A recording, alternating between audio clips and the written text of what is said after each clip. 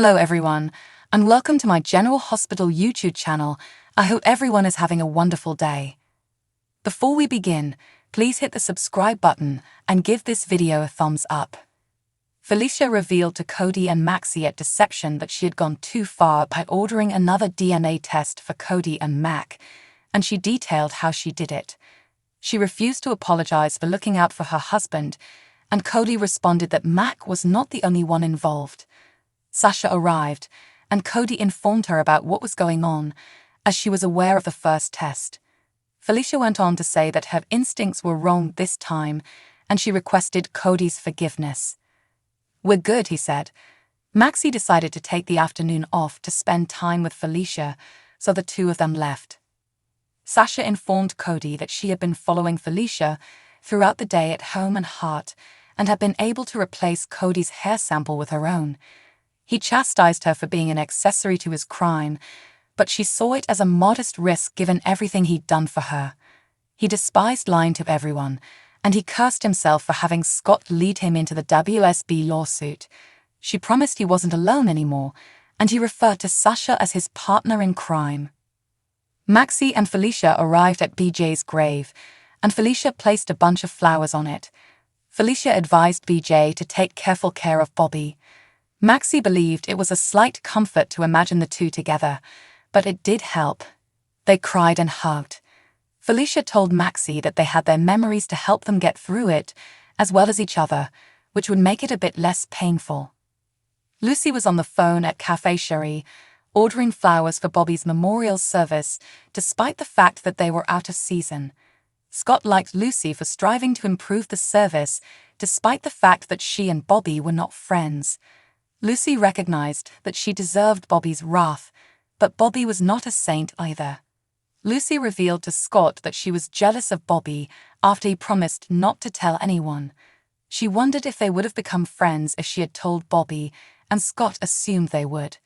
Lucy told Scott that after the service, they needed to go back to their plan of marrying him off to Tracy.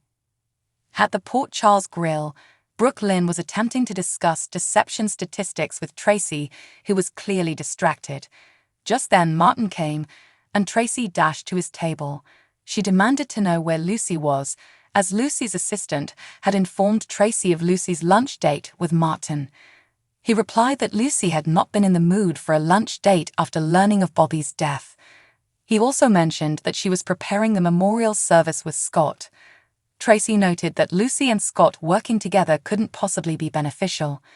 Tracy predicted that if Martin knew the full tale of Lucy, he would flee, and she cautioned that he would become collateral damage for Lucy and Scott.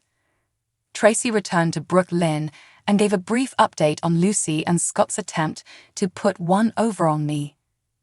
Tracy declared, "If you cross me, I destroy you," implying that Lucy and Scott would be digging their own grave.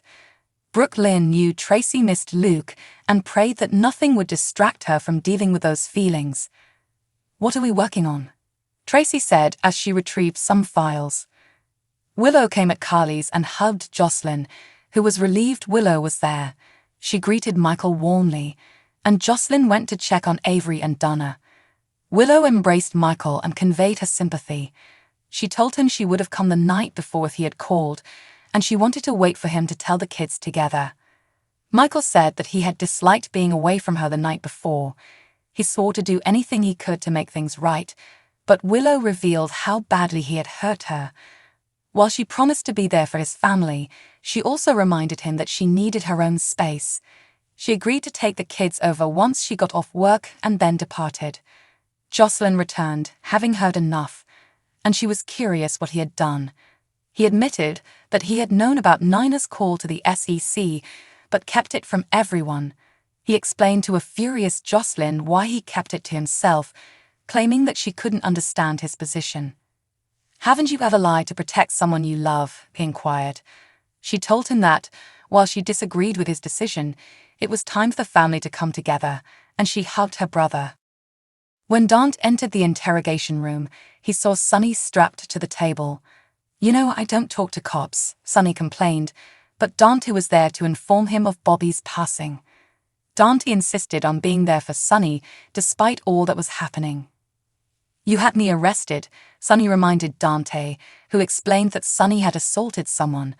While Dante was occasionally a cop, he always informed Sunny that he was his son and was concerned about him.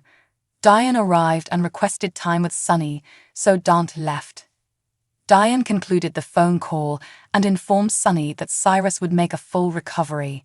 She assumed she could get Sunny released on bond because of Cyrus' history of violence and jail. Diane wondered if Sunny wanted her to start divorce proceedings now that he had been released. Sunny just wanted to get out, and Nina wasn't a priority at the moment. She left to begin his release paperwork. Later, Diane and Dante returned to the questioning room, where Diane pronounced Sunny free. She told him to go home, do what he needed to do, and then phone her so they could circle back to our previous conversation. Diane exited the room, and Sunny insisted that Dante not worry about him. They said, "I love yous," and Sunny went. When he left, Diane urged Dante to watch after his father. Carly sat in Kelly's alone and glanced about, thinking about Bobby. There was a knock on the door, and Carly announced that the restaurant was closed. When there was another knock, Carly got up to open the door and discovered it was Elizabeth. Elizabeth offered her sympathy. She didn't want to intrude, but she'd wanted to be at Kelly's, where she felt more connected to Bobby. Carly welcomed her in for a coffee. Carly walked to the rear, and Elizabeth overheard her say, "Damn it." Elizabeth stepped into the kitchen, and Carly discussed the sink that kept backing up. Elizabeth requested a wrench, and Carly handed her one. Elizabeth whacked the pipes a few times, and the water drained. Elizabeth reminded Carly that she had worked there before, and it had always been an issue.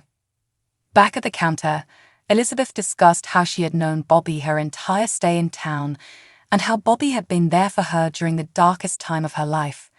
She explained that she was at Kelly's because she felt secure with Bobby. Elizabeth went on to say that Bobby had left a great legacy, and that was how she would go on. Carly thanked Elizabeth for talking to her about Bobby. It had been just what she needed. Carly hugged Elizabeth, and she departed. Alone in Kelly's, Carly recalled learning of Luke's death from Bobby, who had assured her that they would go through it together. She switched off the lights and looked around. "Mom, how am I supposed to do this alone?" she said in tears. She walked outdoors and was shocked to see Sunny there.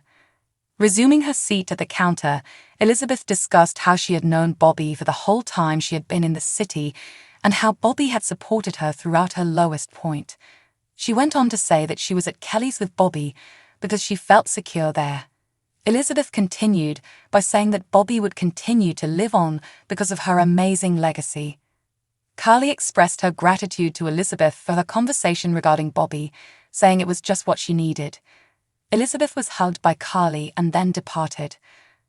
When Carly was by herself in Kelly's, she reflected on how she and Bobby had learned of Luke's passing and how Bobby had reassured her that they would get through this together.